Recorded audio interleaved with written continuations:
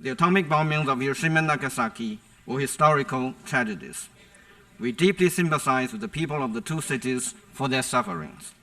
However, we feel that it is highly inappropriate to highlight those events in isolation.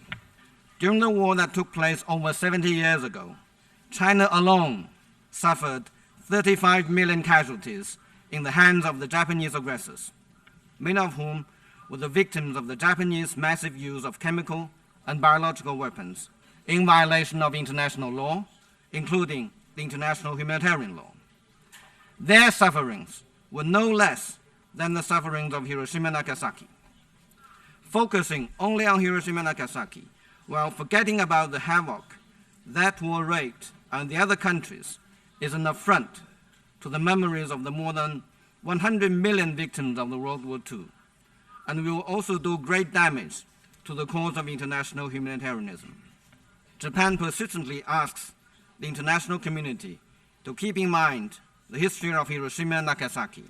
On the other hand, Japan has repeatedly refused to admit its horrendous war crimes, including the Nanjing Massacre, in defiance of irrefutable evidence.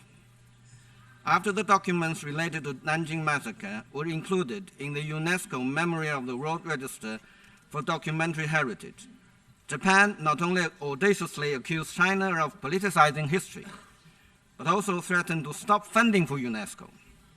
Japan has went all out to block efforts to add documents about comfort women into the above-mentioned register.